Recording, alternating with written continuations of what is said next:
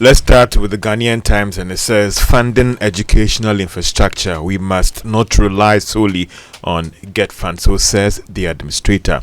President John Mahama holds talks with the Deputy UK Prime Minister and as well as Sao Tome President as well, and GIs intercept cocoa concealed in 1,115 gallons and levy 0.5% on diaspora remittance to fund FSHS. So interesting the bit about still the argument about how we can fund FSHS, and I think that I still belong to the school of thought that those who can pay, they should be allowed to pay. But the problem too is that how do you establish a system that can independently verify or establish those who cannot pay for their higher education so that you support them? And I think that's where the big challenge. I don't know what the educational forum or the dialogue has recommended to government in terms of dealing with the challenge of financing education. Well, I have a suspicion that whatever the solution is to means testing, that solution will be cheaper than paying for everybody every year. So let's spend some time and resources figuring out the solution to that one problem so that we can then save money eternally on our SHS education. You see, the whole concept of boarding, and we've talked about this before, George and Kojo, before Ghana became independent, I don't know whether I've shared this document with you before. We had more. Your birth certificate. No, we had four colonies. You had the Gold Coast colony. So the Gold Coast colony had the Western region, Central region, and I think Eastern region. You had the Ashanti, which included the Ashanti region, parts of the Ashanti region, Brong-Ahafo region at the time. Then you had the Northern Protectorate, Northern Territories, and you also had the Transvolta Togoland, or what people termed as British Togoland. Now, all these four colonies wanted independent status, as in Ashanti wanted to be a country, Gold Coast wanted to be a country, British Togoland wanted to be a country. The British government, let me just pick this one quickly, the British government decided that it wouldn't be, in the interest of this country called Ghana today, they believed that all of us had to come together to form one country. And that's how come you have Ghana as a... But for, Transvolta Togoland, because it wasn't the British, it was handed over to the British by the UN, they had to go into a vote to decide whether or not they wanted to be part of Ghana. I've only said this because it sets the tone for how we started our education. A lot of boarding schools. Because you needed children or young ones, coming from different places, living together, staying together, so that we would be better appreciate the new country Ghana. No, that was Nkrumah's vision. Nkrumah's vision. So many of these young ones went into schools, and eventually we became more or less one. Today, work is taking people around. I went to live in Ho in the early 90s, and at the time when I couldn't utter a word of ever, there were people in there, both parents ever, but could actually speak Tree. I know people within in the Upper East region, and you'll be surprised because you think, in the Upper East region, but they can speak other languages because there are children there. And my own brother, my younger brother, before we moved to Ho, could actually speak ever. Why? Because he was playing with young ones who could speak ever. The point I'm trying to make is that today, some have actually suggested, and I agree with the likes of Joris Wattenberg, who used to be an advisor to General Achampong, that it is better to convert some houses to classrooms in areas. It is better to build more, to have more classrooms so that people can go to school instead of focusing mainly on boarding schools. Because the cosmopolitan nature of our cities are such that many of us move from different places. We're in Accra, today you're in Takrady. I lived in Ho, I went to school in Cape Coast, I went to work in Takrady. Of course, I come from the Western region, but I've lived in different parts of the country. So I also do not support this wholesale payment of boarding fees. I have always insisted that it's discriminatory for government to be paying boarding fees for others, and others are day students. What you need to do is to pay the fees for day students. Okay? So I have this thing here, that particular document here. If you don't mind, I can read it. No, I mean, I think you've made the point. So but Kojo, there's a challenge for me as in how we can even establish. Because when we were in school, there were instances where those who were enjoying this cocoa scholarship for students were actually not even water cocoa farmers, and these were people who could have actually were coming from rich homes. So the challenge now is that how do you really establish that these people cannot pay and ensure that those who can pay don't actually abuse it? So I guess Winston's point is that the only reason why that problem arises is because we've decided that so many of our secondary schools should be boarding schools, right? So that immediately exacerbates the expense of educating a secondary school student. Okay, but if, like all other places in the world, boarding schools were rare, few and far between, usually private, and that government schools were all day schools in communities close to where the children are, so they don't have to leave home to leave their hometown to go to school, and that we were able to figure out how to get good quality teachers and equipment and everything into these schools, so that wherever you are in the country, you get a good education, a basic standard of education. If we could figure that out, we wouldn't then have to keep paying boarding fees for everybody, because boarding school would not be necessary for everybody, right? But more importantly, the problem of means testing is not impossible to solve. So rather, all these committees and forums that we are setting up to solve problems, let's set one up to solve the means testing problem. However much it costs us, it's a problem that has been solved before. It is not beyond our ability. Let's solve it. However much it costs us to solve that problem, that is how much we will save for years to come, in ensuring that those who must pay, and those who can't pay don't have to. And you see, the other thing I see in all of this, and in the build-up to election 2024, the NDC campaign on maintaining the status quo when it comes to free SHS. Post victory, the president, but even while he was campaigning, had indicated that there will be a national education forum. But post victory, he's told all of us, once whatever the decisions are, we would implement them.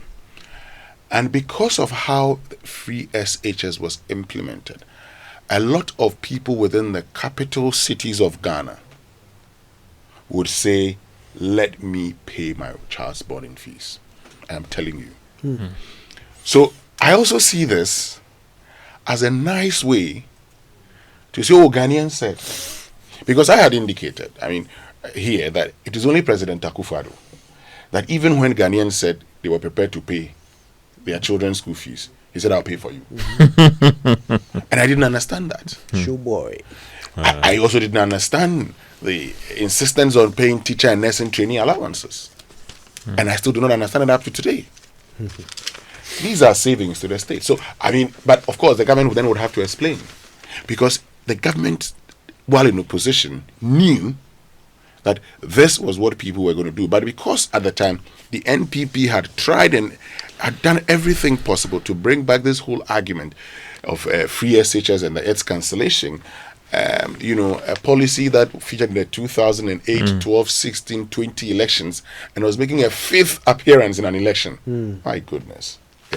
Let's do one quick story before I come to you, Winston. Gogria Foko, the man accused of conspiring with the one person to kill Adams Mahama, former Upper East Regional Chairman of the New Patriotic Party, has been granted 500,000 Ghana cedis bail by the Accra High Court. He is to report to the Director General of the Criminal Investigations Department once every 2 weeks, pending the determination of the case. This thing has taken quite a long time. Well, I am happy that Gregory Afoko is been Finally. granted bail. You know, could you last week I made the point that I was surprised that Dr. Dominic Ayine actually, in his decision to explain why he filed nolli prosequi, referenced a case of Gregory Afoko in which Puaman JSC dissented, and it was his dissenting view that he used. And I was surprised that that particular case didn't warrant any form of, attention of the Attorney General. So I am happy that today he's been granted bail. Now, let's see how it goes. I mean, a lot of the description, the reasons given by the Attorney General for the nolli prosequi that he has filed, many of them were pretty much the other side's argument. So I'm not surprised that he was also quoting dissenting views to support his point. Yeah, I mean, how can you be someone's lawyer and your reason for this for not prosecuting a case is your opponent's argument? Anyway, the daily graphic for this morning, 2025 Junior Graphic National Essay Competition launched. President shifts gear in Galamsey fight. Excavator seizure replaces burning of excavators. And for us on the Super Morning Show, we talked about this consistently. We said it didn't make sense. So we're told that President John Mahama has announced a shift in government's approach to combating illegal mining, also known as Galamsey. Instead of burning excavators seized from illegal mining sites, President Mahama has instructed the task force leading the fight to confiscate the equipment, and there's a quote attributed to him. I've told them not to burn any of the excavators, they should confiscate them, the president said. Okay. Yep. That's a good one. We've been calling for that for a long time. Yes, it's a good call. Actually what the law says. But one that would shock you. Decade of irregularities in public institutions. 99.57 billion lost to states. Okay. Decade of irregularities in public institutions. 99.57 billion lost to the states.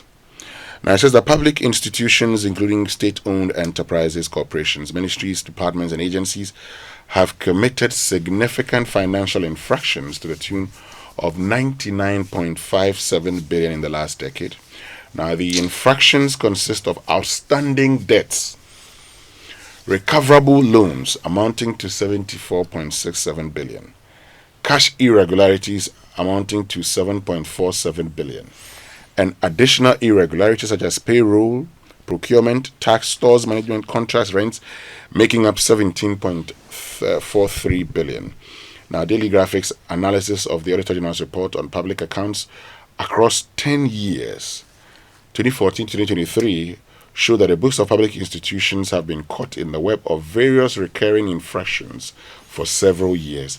And two separate composite reports on the public boards, corporations, and other statutory institutions indicated that the institutions audited posted irregularities to the tune of 80 billion 57, while the report on ministries, departments, and agencies reviewed 19.01 billion. So just by not doing things the right way, this is not even blatant stealing per se, but just by not following the right procedures, we can't account for 99.57 billion Ghana cedis of our money over 10 years. So that's almost $6 billion. That's almost twice what we are begging for from the IMF. We've lost it just because we refuse to do the right thing. And could you, for me, my challenge has got to do with the systems that we said we had put in place to check some of these things. And one can talk about, the human nature. When you allow the human being, he'll spend and do all sort of things. And that is why institutions are there. Structures we understand there's supposed to be a gift mix in place to check some of these things, so that if, for instance, an expenditure has not been approved or budgeted for, it won't be approved or even it to spend. We are even picking up information that we've ended last year with a bigger budget deficit than estimated. There are questions about what happened to the IMF itself when we got the understanding that the program is on track. What did they do to check government? What happened to the gift me system that was supposed to ensure that every expenditure passes through a system, that if it's not approved, if it's not budgeted, then that money will not even be released in the first place. So what happened to all the structures that are supposed to be in place to check some of these things? Now, it's you see, 74.67 billion of these funds are debts and recoverable loans. That's your first port of call. That's where you start from. Oh. How is it I mean, so were there uncertainties with these payments that we say, oh, we are going to write them off? No. How come over a 10-year period, 74 billion is I mean, are these still outstanding anyway? So, I mean, every year you'd calculate, but are these still outstanding?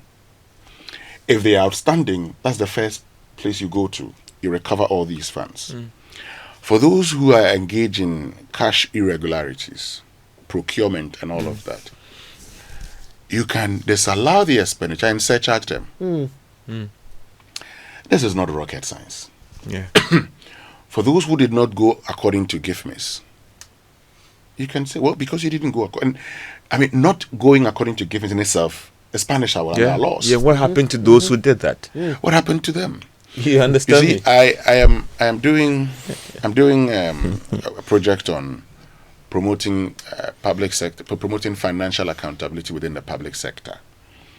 And when I finish by the end of the year, I'll share some of the findings with you.